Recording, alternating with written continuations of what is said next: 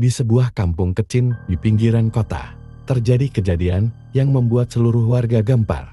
Anak Pak RT, yang dikenal sopan dan pendiam, tiba-tiba berubah menjadi seekor ular besar berwarna hitam keperakan. Tak ada yang pernah membayangkan hal seperti itu bisa terjadi di kampung yang tenang ini. Namanya Fikri, usia 17 tahun. Sehari-hari ia membantu ayahnya mengurus berbagai urusan warga. Semua orang mengenalnya sebagai anak yang baik. Namun suatu malam, saat warga sedang mengadakan ronda bersama, terdengar teriakan dari rumah Pak RT. Saat warga berlari menuju sumber suara, mereka melihat pemandangan yang sulit dipercaya. Di ruang tamu, seekor ular besar melingkar dengan mata merah menyala. Ibu Fikri pingsan di tempat, sementara Pak RT hanya bisa berlutut, menangis tanpa suara. Beberapa warga berani mendekat, namun ular itu hanya diam, seakan menunggu.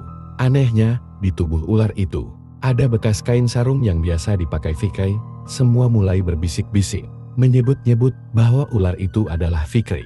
Tak lama kemudian, datanglah Ustaz Malik, seorang alim kampung yang sering dimintai bantuan saat ada masalah gaib. Setelah membaca beberapa doa, Ustaz Malik berkata, ini bukan hal biasa. Ada sesuatu yang telah memaksa Fikri berubah menjadi ular. Ini bukan kutukan sembarangan. Pasti ada sebab berat yang melibatkan kekuatan tak kasat mata. Warga saling bertatapan, mencoba mengingat apa yang bisa menjadi penyebabnya. Hingga akhirnya, Pak RT dengan suara berat berkata, beberapa bulan terakhir, Fikri sering bermain ke sebuah rumah kosong di ujung kampung. Katanya dia menemukan sebuah buku tua di sana. Buku itu bertuliskan huruf-huruf aneh. Mendengar itu, wajah Ustaz Malik menegang. Ia segera mengajak beberapa warga untuk mencari buku tersebut di rumah kosong itu. Sampai di sana, suasana begitu mencekam. Angin bertiup dingin, dan di salah satu sudut rumah yang hampir roboh, mereka menemukan sebuah buku tua berwarna hitam, dengan halaman-halaman yang berisi simbol asing dan gambar makhluk-makhluk aneh. Ketika Ustaz Malik membuka beberapa halaman, ia menghela napas panjang. Buku ini adalah buku pemanggil kekuatan ular. Siapapun yang membaca mantra di dalamnya tanpa pengetahuan yang cukup akan menjadi bagian dari kekuatan itu.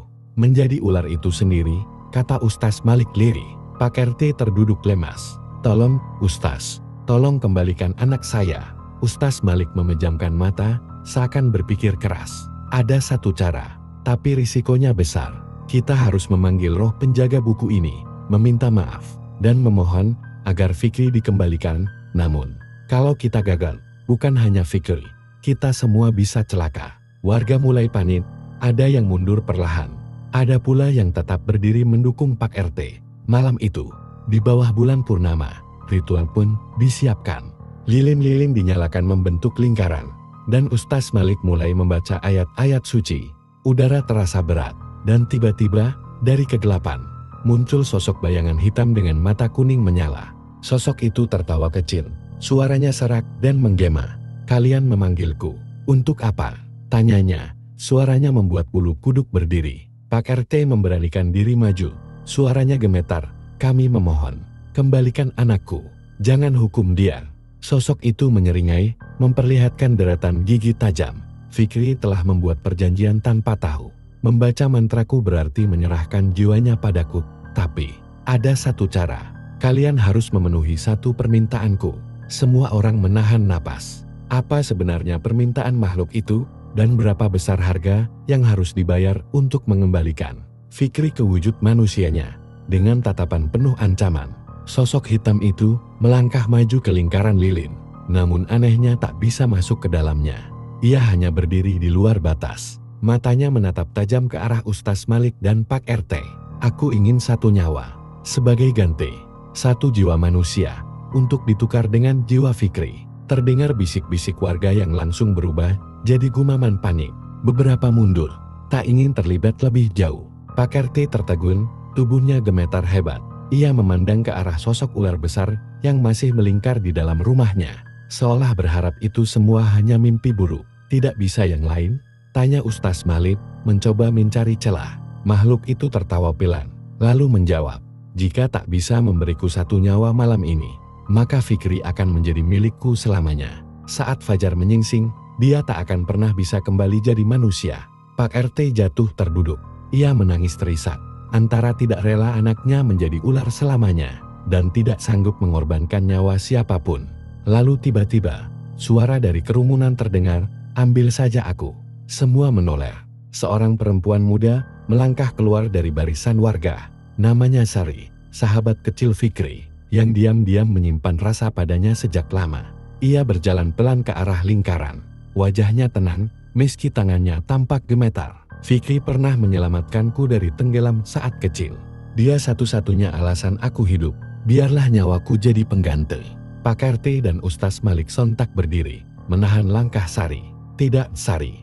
Ini bukan pengorbanan yang bisa kami terima," kata Ustaz Malik. Namun sebelum siapapun sempat menariknya, sosok bayangan itu sudah tertawa keras. "Bagus. Gadis ini cukup. Bersiaplah. Nyawanya akan kuambil saat purnama tepat di atas kepala kalian." Tiba-tiba, langit mulai berubah. Angin berputar dan tanah bergetar pelan. Tapi sebelum semuanya terlambat, Ustaz Malik mengangkat tangannya tinggi-tinggi. "Tunggu," serunya. "Kau bilang satu jiwa, tapi tak kau sebut jiwa manusia yang hidup, bukan?" Makhluk itu terdiam, pupil matanya menyempit. "Bagaimana jika kami berikan jiwa seseorang yang sudah mati karena perjanjianmu sebelumnya?" Lanjut Ustaz Malik sambil membuka satu lagi buku tua yang ditemukan di rumah kosong itu. Semua orang terpana. Siapa yang dimaksud? Siapa yang sudah mati karena perjanjian serupa? Dan bagaimana mungkin jiwa yang telah tiada bisa jadi alat tukar? Makhluk itu menyipitkan mata. Jiwa yang sudah terikat dalam kegelapan hanya bisa dibebaskan lewat darah keturunan. Kau tahu itu? Ustaz Malik mengangguk perlahan.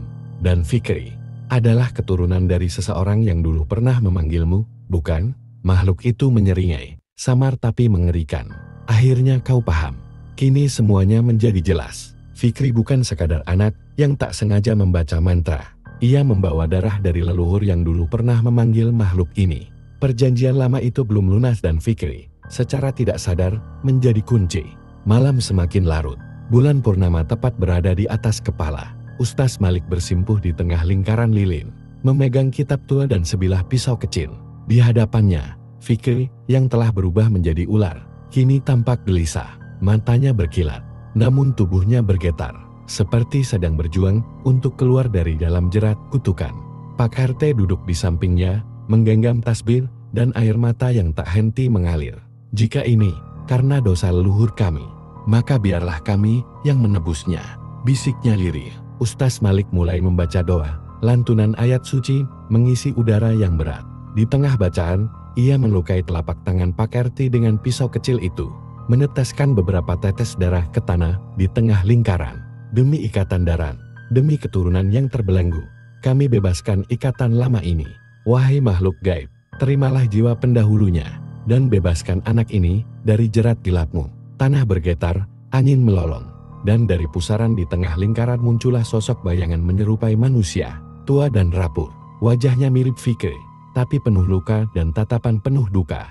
Itulah leluhur yang dulu membuat perjanjian terlarang. Ia menatap Fikri sejenak, lalu mengangguk perlahan. Makhluk kegelapan mengangkat tangannya, dan dalam sekejap, sosok bayangan tua itu menghilang ke dalam kabut hitam bersamanya. Jeritan angin berhenti, lilin-lilin padam serampak, sunyi. Tiba-tiba, dari tengah ruangan, tubuh Fikri mulai menyala dengan cahaya lembut. Sisik-sisik hitam itu memudar, berubah menjadi kulit manusia. Perlahan, ia tergeletak di lantai. Tubuhnya kembali seperti semula. Fikri membuka mata. "Ibu, ayah," bisiknya lemah. Pak RT langsung memeluk anaknya, terisak. Tangis bahagia pecah di antara warga yang menyaksikan semuanya. Sari, yang masih berdiri mematung, akhirnya tersenyum. Meski air matanya tak terbendung. Pagi menjelang, matahari menyinari kampung kecil itu seperti biasa, seolah tak pernah terjadi apa-apa. Tapi bagi mereka yang menyaksikan malam itu, hidup mereka tak akan pernah sama lagi.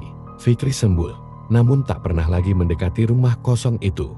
Buku-buku tua dibakar oleh Ustaz Malik, dan tempat itu kini dipagari dan diberi tanda larangan keras. Kisah ini hanya dibisikkan dari mulut ke mulut, sebagai pengingat bahwa ada hal-hal yang tak boleh disentuh, dan perjanjian dari masa lalu kadang menuntut harga yang sangat mahal. Dan sejak hari itu, setiap purnama, Fikri masih bermimpi tentang sosok tua yang berdiri di balik kabut, menatapnya dengan mata penuh penyesalan.